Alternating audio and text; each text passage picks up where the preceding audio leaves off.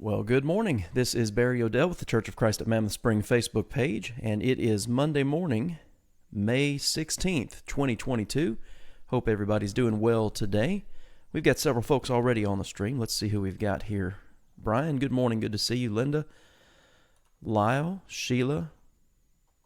Who else? Wayne, good morning. Laura, Anil, I believe you're in Hyderabad, India. Good to have you with us today.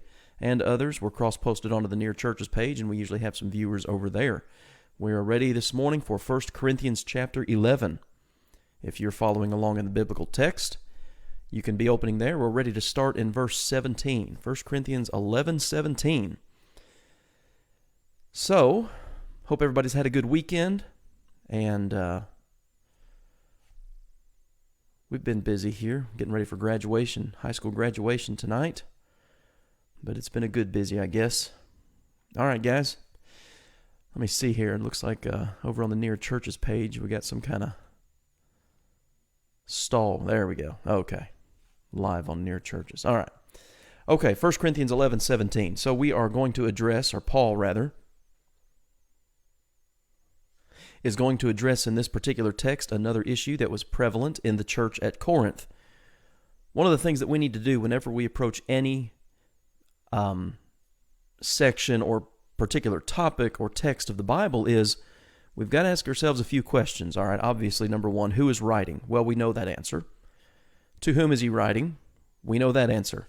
Paul's writing to the church of Corinth, the church in Corinth in the first century. Then the third question, why is he writing this? Well, as we've discussed throughout the book of 1 Corinthians, there are a lot of problems that this congregation was dealing with. Good morning, Barry and Glenda. Glad to have you guys today. A lot of problems that this congregation was dealing with, and this particular issue here is, beginning in verse 17, that's going to be dealt with, is issues regarding the Lord's Supper. What we often do, and I've been thinking about this a lot, and I watched a video this morning. It's one of the first things I do when I get to my office is I study for myself for a bit. But Jonathan Jenkins was on this morning on Digital Bible Study, and he was talking about some things that have been on my mind, particularly going through 1 Corinthians and dealing with some of the topics that are addressed in that book. We have to properly understand the Bible, we have to look at it from their perspective. And I don't know if that's the best way to phrase that, but what did it mean to the people who were what we would call the original recipients? So why am I talking about this? 1 Corinthians chapter 11 is often used today by some folks just to automatically teach it's a sin to eat in the church building. It's a sin to have kitchen facilities in the church building. We immediately want to take a 2,000-year-old document out of the first century and apply it to something in the 21st century. So I'll talk about that as we go, but that's a pretty common belief. Now listen, if it violates a person's conscience to do that, to eat, to have a fellowship hall or a kitchen or, something along those lines, and they feel it's wrong, then so be it. Hey, I'm not going to force my perspective on them. That's not my job. And if it violates their conscience, then they should not do that. But to make a law where God has not made a law, to make the biblical text say something that the biblical text does not say, just because I have a particular view on a subject, is wrong. And we cannot do that. And so we need to be very careful on any subject. But this one here is one I've dealt with over the years. So let's talk about it. Connie, good morning. Debbie, good morning. Good to see all you guys. All right, 1 Corinthians 11:17. Now, in giving these instructions, I do not praise you, since you come together not for the better but for the worse. One of the things that I pick up in this text is this phrase, come together. And it's mentioned, or it's used rather, verse 17, verse 18, verse 20, and then again in verse 33. He's obviously talking about the congregation coming together on the Lord's Day, on the first day of the week. Well, how do you know that? Well, let's keep reading here. You come together not for the better, but for the worse. For first of all, when you come together, the New King James says as a church. If I'm not mistaken, the King James says as the church.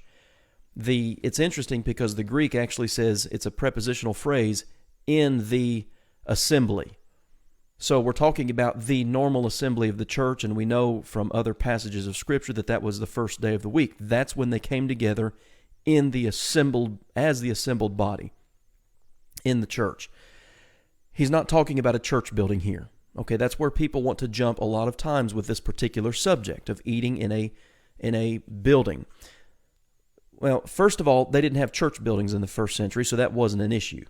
They either met in open areas around the temple. We see that, for instance, in the early chapters of Acts. They met in homes. We know that. In fact, that's mentioned in 1 Corinthians chapter 1. Chloe's household. We read of what we would refer to as church homes, the church that is in their house, the New Testament talks about. So to try to make this text here about a church building is reading into the text something that is not there. So let's get that off the table, or let's lay that on the table first. This is not about a church building. This is about something that was going on when the church at Corinth assembled together, wherever that may have been. But it wasn't like you would parade down the streets at Corinth and see a big sign outside of a nice building that said, hey, there's the Corinth Church of Christ. That's not the world that they lived in. And for us to take a text out of their world and try to apply it into ours, where we drive around and we see church buildings, is not fair with the biblical text. So we need to understand that first. He's talking about when they assembled together, verse 18, in that, the word church is from the Greek word ekklesia, the called out. You have assembled yourselves together in some location. Obviously, in the assembly, there's a physical proximity. We understand that.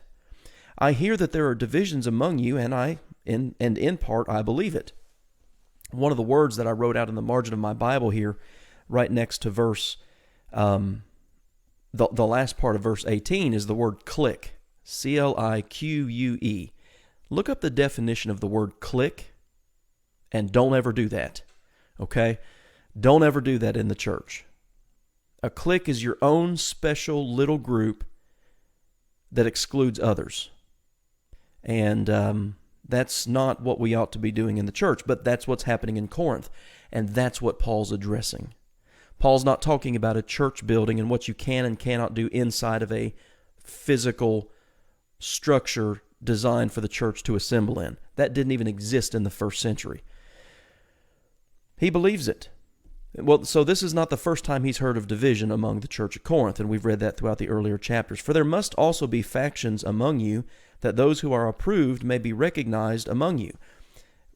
When error comes in the church, when division, cliques, when that stuff comes in the church, then those who are guilty of that stuff, it's going to kind of highlight them. You're going to know who they are, but they'll reveal themselves for who they are. Okay? And that's what Paul means there in verse 19. Therefore, when you come together in one place, it is not to eat the Lord's Supper. And that, what he's talking about, he's going to define what that means in verses 21 and 22. Now, we know from Acts 20 and verse 7, from Jesus' institution of the Lord's Supper, that when the church does come together upon the first day of the week, the stated purpose of that is for the breaking of the bread. So he's not saying, hey, come together and don't celebrate the Lord's Supper or don't observe the Lord's Supper. He's saying you're abusing it. That's the point he's making throughout this text. It's not to eat the Lord's Supper. Now he explains, for in eating, each one takes his own supper ahead of others, and one is hungry and another is drunk. What? So let's stop right there. That's the issue. Verse 21 is the issue. They had turned the Lord's Supper into a common meal, and that's what he's condemning. Listen, the first day of the week, assembly of the saints, is not for the purpose of eating a meal. And I know some people, and I've heard this, they try to teach, and they have no scriptural precedent for this, but they try to teach that the early church met together on Sundays in the assembly and they had a meal along with the Lord's Supper. There is no scripture that says that. What they typically do is they go to Jude. Jude verse 12 talks about love feasts. Whatever those were, we don't really know because it's not laid out in Scripture. But people automatically assume, some people do, that the Lord's Supper was taken in, alongside of a common meal. But Paul's saying, no, you don't. That's not why you're supposed to come together. And this is what you guys are doing. Not only have you turned the observance of the Lord's Supper into a common meal, but you're bringing your own food, and some people are being left out, and some have way too much. That's his point. What? Do you not have houses to eat and drink in? Or do you despise the church of God and shame those who have nothing? That's his point. Now notice that phrase there in verse 22. Do you despise the church of God? He's not talking about a building. But so many people want to jump to that conclusion because that's a particular religious belief that they hold, that we shouldn't eat inside a church building. That's not what Paul's discussing. He's discussing how they had abused the Lord's Supper, and that's why he's condemning them.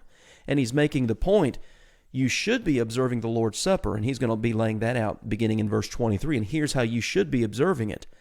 But you've changed the first day of the week assembly into a common meal, and some are gluttonous, they're drunken, and some go away hungry.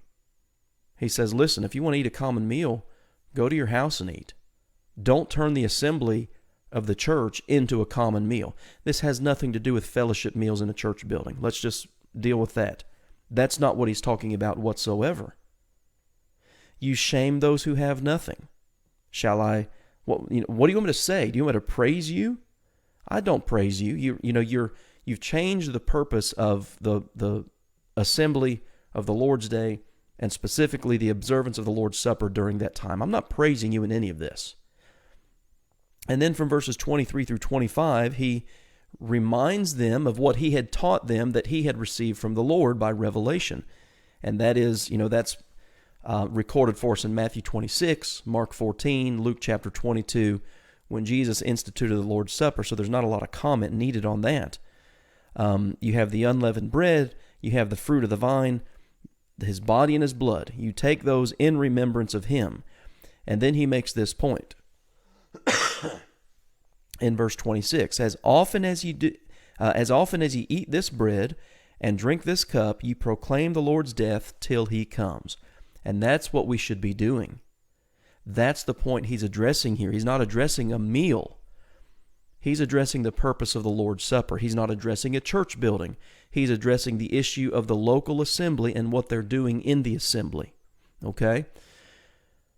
You also notice there in verse 26, you do this until he comes. Well, what does that mean? That means when he comes, the assemblies of the first day of the week are going to be done with, and the participation in the Lord's Supper is going to be done with. You do it until he comes. He has not come yet, and so we continue to participate in that meal, and we will until he comes. That's all that verse means. It's pretty straightforward, isn't it? Therefore, all right, so here's what you should be doing. Here's what you've done, verses 17 to 22. Here's what you should be doing, verses 23 down through about verse 29. Therefore, whoever eats this bread or drinks this cup of the Lord in an unworthy manner.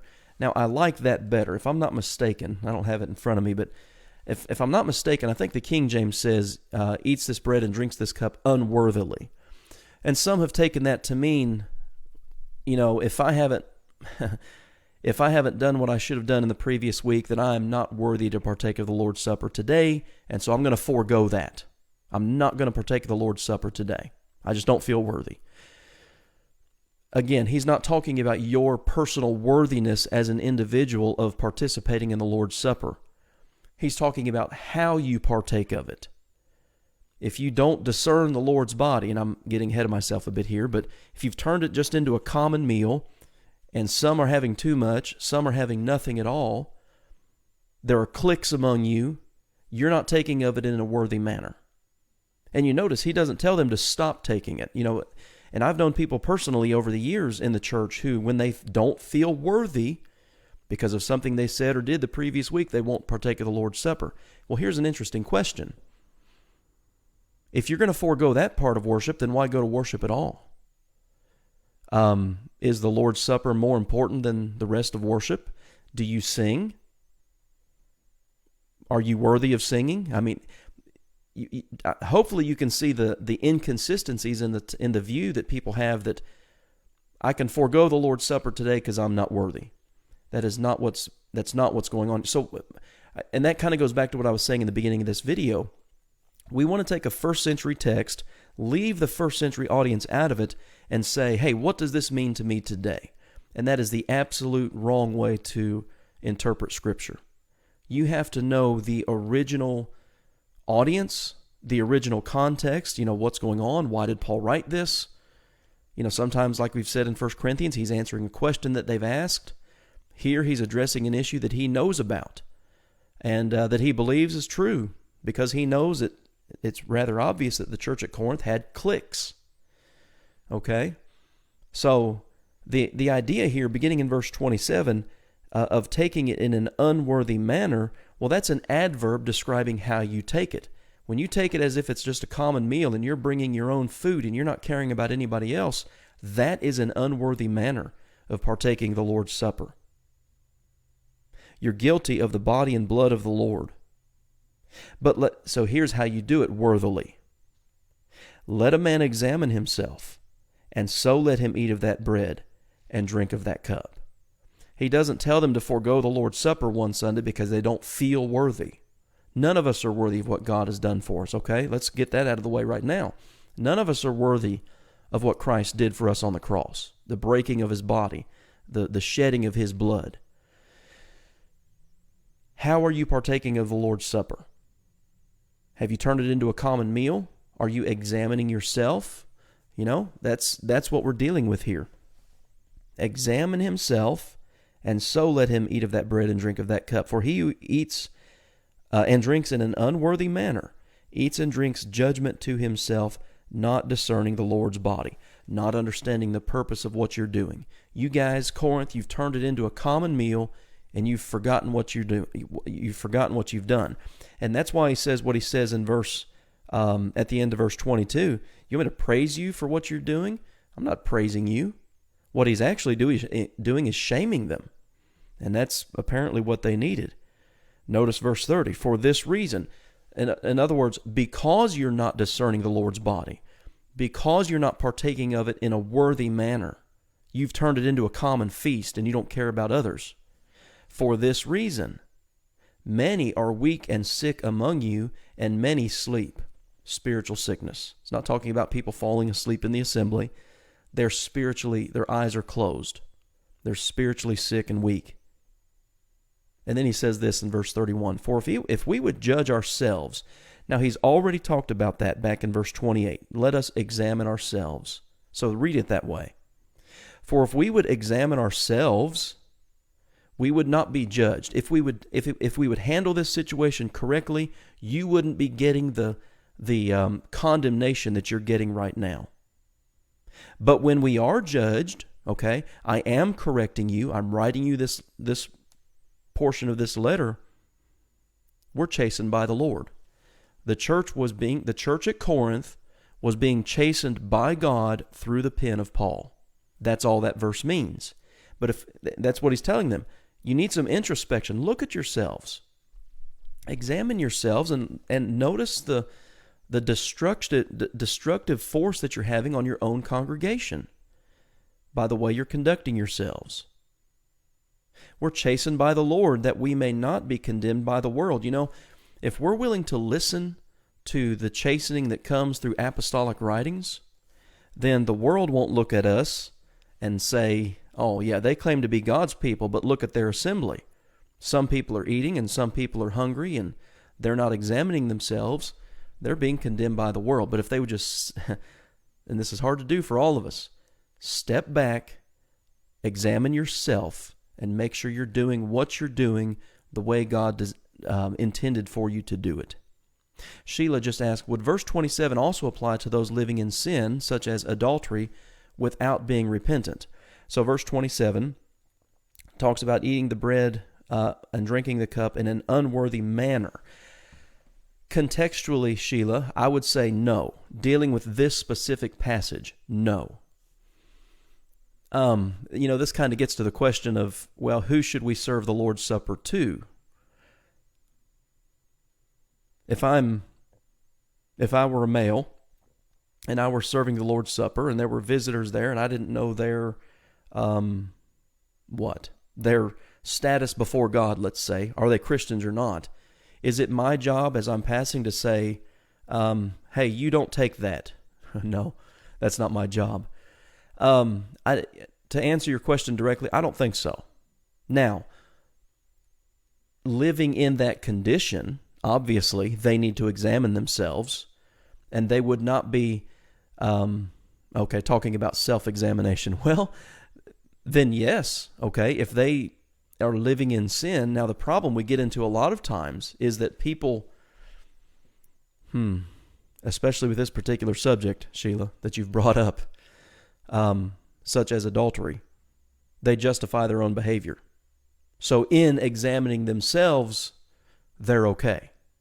That's a hard, that particular subject, because I've dealt with it so many times, and I suppose many preachers have over the years.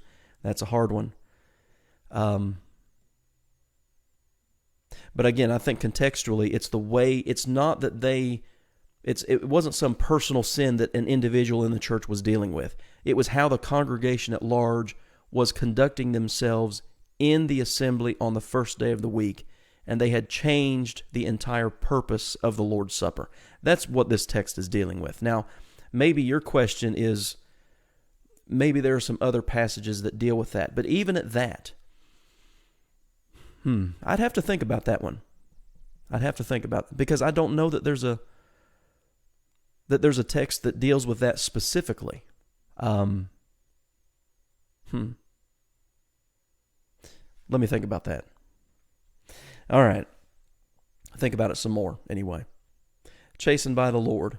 Yeah, you personally wouldn't take it under those circumstances. Well, again, self-examination is not easy.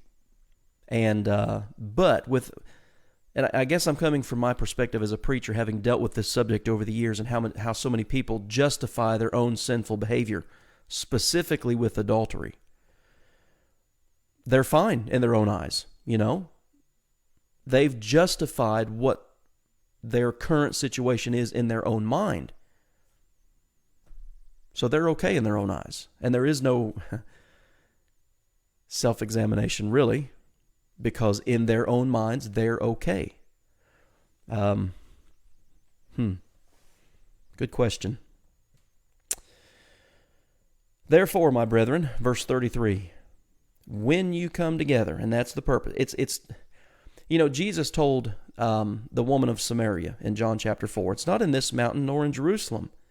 It's in spirit and in truth. So keep that in mind, because again, people want to lock this passage down to a church building. That's not what Paul's talking about.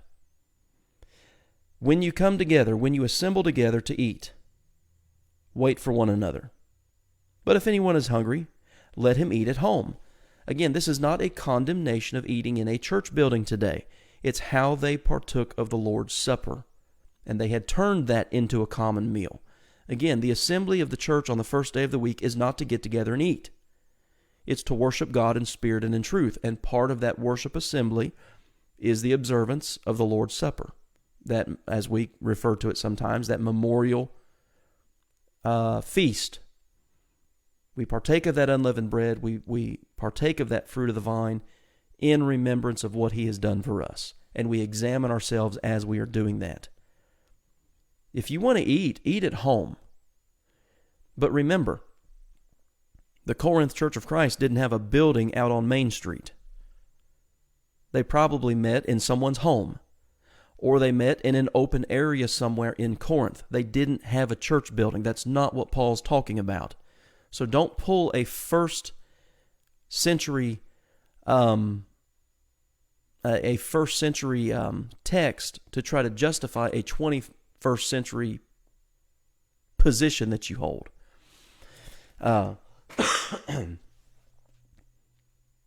Anyway, but if anyone is hungry, let him eat at home, lest you come together for judgment. And that's exactly what Paul's doing here. He's condemning them for their behavior. He says, the rest I'll set in order when I come. And, that sounds kind of like I'll deal with it when I get there. Kind of a threat. There were a lot of things that he had to deal with.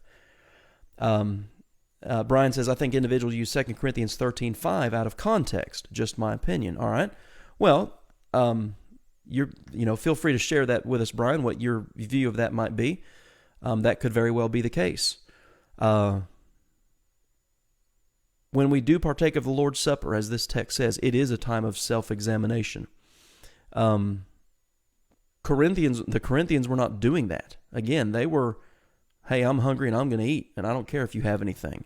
And that goes back to that idea of that church obviously being made up of cliques, little groups of people who had separated themselves from everybody else, and they didn't want to include anybody else.